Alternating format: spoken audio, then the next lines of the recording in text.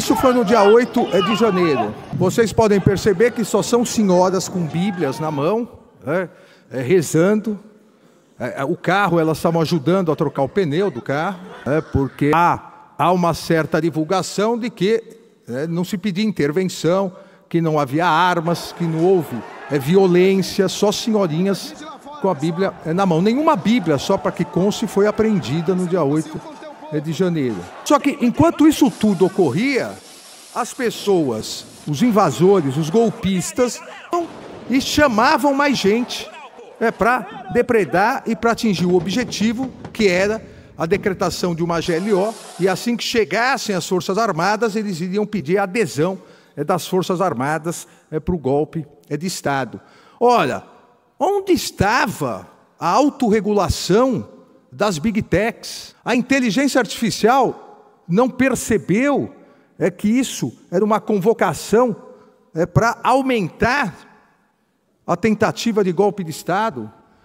Os algoritmos continuaram direcionando para as bolhas nas redes sociais que defendiam intervenção militar, incentivando. Pode parecer risível o que eu vou dizer agora, se não fosse trágico, mas mais de 400 pessoas foram condenadas, nós já temos mais de 1.000. Mais de 400 pessoas foram condenadas porque elas mesmas postavam o que estavam fazendo no dia 8 de janeiro e convocando outros manifestantes para intervenção militar, para golpe de Estado no dia 8. E isso sendo incentivado pelas redes, com a possibilidade que foi necessário conter com os governadores de estados, com os comandantes das polícias militares, do efeito dominó. Porque o que pretendiam essas mensagens era um efeito dominó, um efeito em cascata, em vários estados que ainda tinham pessoas à frente dos quartéis do Exército. Por mais complexa que seja a tentativa de solução, mas a questão é extremamente simples. Qual rede social nós queremos? Nós queremos uma rede social que finja que tudo é liberdade de expressão. Eu sabia que não ia dar certo. Isso é uma rede social que... isso, pronto. Então, nós queremos uma rede social que direcione, impulsione e divulgue mensagens contra direitos arduamente conquistados por minorias. Isso é liberdade de expressão? Não somos obrigados a respeitar essa porcaria. Isso é liberdade de expressão? Alguém pode falar isso num bar, num restaurante, no emprego, pessoalmente, sem ser responsabilizado? Não pode. Porque pode postar, impulsionar e ter milhões de seguidores. A ofensa gratuita a diversas pessoas, o desrespeito à igualdade de gênero, nós podemos tolerar, depois de milhões e milhões de judeus principalmente, mas muitas pessoas mortas na Segunda Guerra, nós podemos tolerar isso como liberdade de expressão? Isso é liberdade de expressão? Nós podemos permitir, como lamentavelmente vem ocorrendo, o aumento de manifestações racistas, quando a Constituição Federal veda expressamente o racismo, determina a imprescritibilidade do crime de racismo? Mas as redes sociais podem, as Big Techs podem. Por quê? Elas não se submetem à Constituição Federal? Elas não se submetem à legislação de nenhum país? Lá atrás, um determinado país permitiu que os paraísos fiscais fossem criados para fins econômicos. E só acabou com isso quando sofreu um grande atentado terrorista das Torres Gêmeas. Nós vamos permitir que se crie um paraíso de agressões, de crimes, de induzimentos a crimes, de incitação, tão somente porque a nacionalidade dessas empresas é em outro país? Vejam, nós temos milhões e milhões disso. Esse é um perfil não identificado, um perfil que até o momento em que eu preparei o material continuava normalmente nas redes sociais, cuja autocontenção ou a autorregulação faliu, porque não realizam nada de autocontenção. preconceito. E chegamos aqui ao ápice das Big Techs. As Big Techs deixaram se instrumentalizar dolosamente, uma vez que o impulsionamento é pago, dolosamente, e aqui aqueles que estudam direito penal sabem, o dolo eventual é aceitar o resultado e não se preocupar, qualquer que seja ele, deixaram se instrumentalizar para que fosse organizada a tentativa de golpe de Estado do dia 8 de janeiro, com a festa da Selma, mapas, pontos, e deixaram e foram impulsionando numa instrumentalização criminosa, passando o endereço, a convocação, onde se encontrar, o que fazer, mensagens incentivando a quebra do Estado de Direito, a quebra da democracia, permitindo livremente que isso fosse divulgado. E no dia 8 de janeiro, permitiram que as pessoas filmassem e chamassem mais gente para invadir a sede dos três poderes. Dá para entrar um filminho de 1 minuto, mas nunca dá certo também. Depois eu mostro o filme. O filme não está aí? Aí, o filme está aí. E onde estava a autorregulação? Porque tudo impulsionado, tudo monetarizado, tudo ganhando dinheiro. E chegamos ao ápice da falência da autorregulação. Crianças e adolescentes morrendo, porque são incentivados, induzidos, eu diria até auxiliados para desafios de autolesão, de sufocamento, aerosol, de spray, de desodorante, e as crianças morrendo. Olha, se a autorregulação das Big Techs, se ela despreza a democracia, se ela despreza a igualdade de gênero, se ela despreza o combate ao racismo, mas ela despreza também a vida de crianças e adolescentes, olha, alguma coisa está errada. Alguma coisa está errada nessa liberdade total de praticar atividades ilícitas, utilizando a liberdade de expressão como escudo protetivo para ganhar dinheiro de um lado, porque, infelizmente, essas notícias, discursos de ódio, imagens que chocam, geram muito mais monetização para ganhar dinheiro e para induzir politicamente as pessoas. A questão de ataques em escolas. Então, são várias questões. Uma criança de 13 anos assassinada por um trama pelas redes sociais e autorregulação preocupada em divulgar mais, para dar mais likes e dar mais dinheiro. Na Austrália, o primeiro-ministro, ele precisou determinar que essa rede bem conhecida de todos nós, tem uma certa proximidade comigo, a rede X mostrava um padre sendo assassinado e ficava monetizando e divulgando. Precisou o primeiro-ministro determinar a retirada. Nós, então, precisamos ter essa resposta. Obviamente, pessoas de bom senso, pessoas de boa fé, não podem permitir que isso continue. A discussão começa a partir, ao meu ver, dessa fixação. É impossível que continuem como estão. A partir daí, as pessoas de boa fé, de bom senso, vão discutir quais são os limites, o que pode, o que deve, como pode ser. E isso, obviamente, está sempre em evolução. Porque, desde que o mundo é mundo, absolutamente nenhuma atividade econômica que repercute em milhões, e no caso, bilhões de pessoas, deixou de ser regulamentada. Uma falácia dizer que não é possível a regulamentação.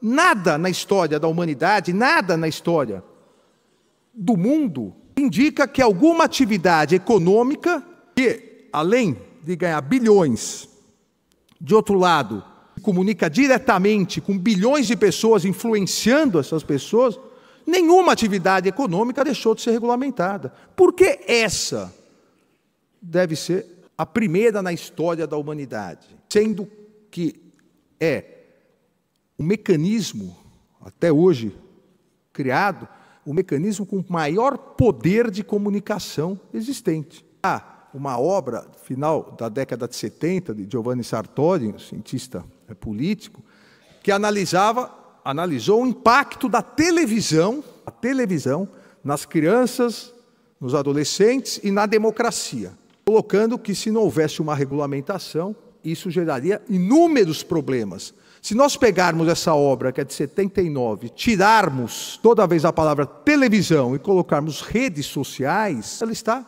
atualíssima. E a democracia acabou porque rádio, televisão tem uma regulamentação. A liberdade de expressão não existe.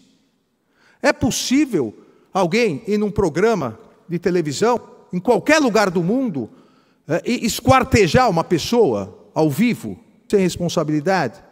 Sufocar uma criança? Induzir uma criança a se automutilar? É possível isso? Não. Então, por que é possível nas redes sociais?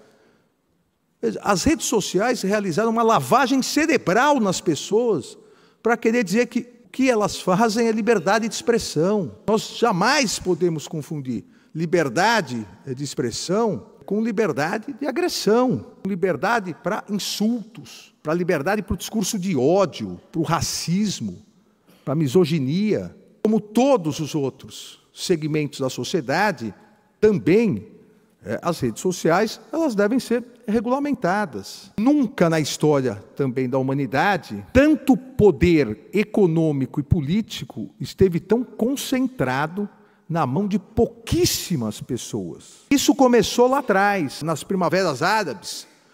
As redes sociais ainda incipientes foram utilizadas, porque, veja, um parênteses, rede social, a internet, não é boa nem ruim.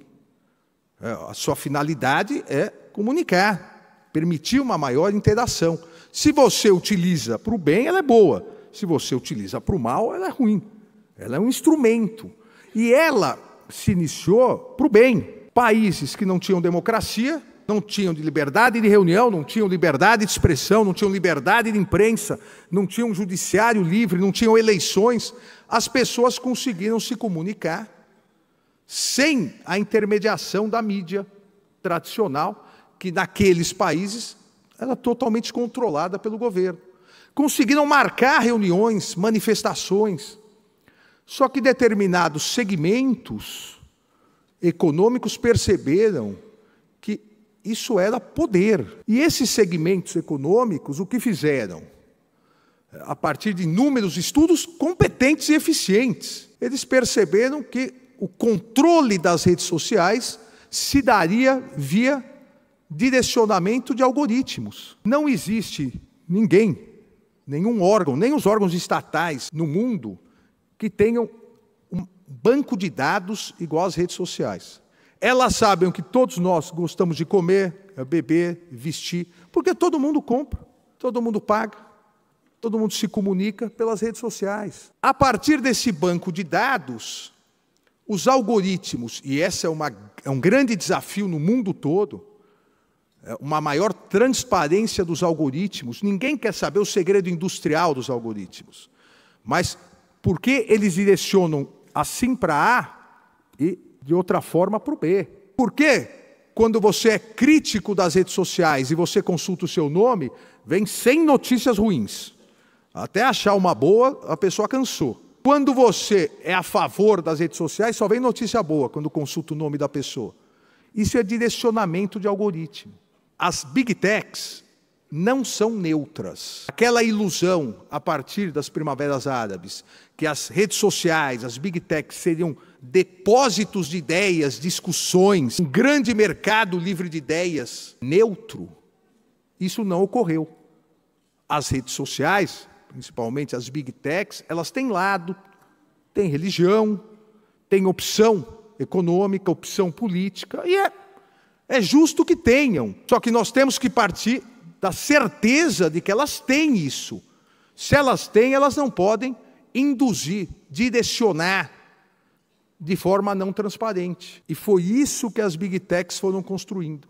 Primeiro, do ponto de vista econômico, para cativar bolhas de consumidores para os seus produtos. No Brasil, o Superior Tribunal de Justiça declarou ilegal a prática de você impulsionar via internet para o seu produto. Você vai lá e quer comprar um carro preto de tal marca. Vem o link. Você conhece essa outra marca, esse outro carro? E você quer voltar para o outro. Não, você não consegue, porque é um impulsionamento.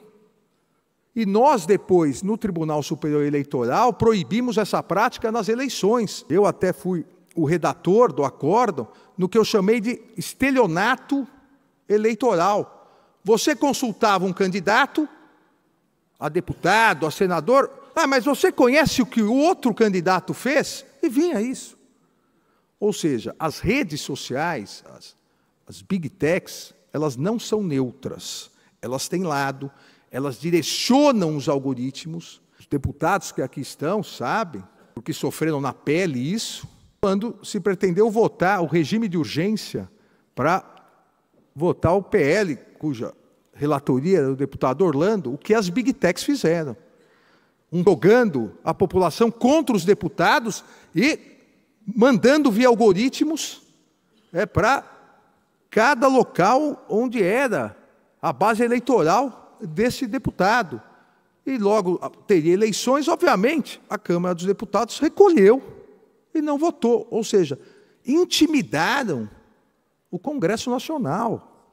Tanto que o então presidente da Câmara, deputado Arthur Lira, solicitou a abertura de um inquérito para investigar essas Big Techs. Que o que elas fizeram no início, para fins econômicos, para induzir, para que comprassem os seus produtos, ou os produtos que mais lhe pagassem, num determinado momento alguém disse, olha, o produto é o candidato.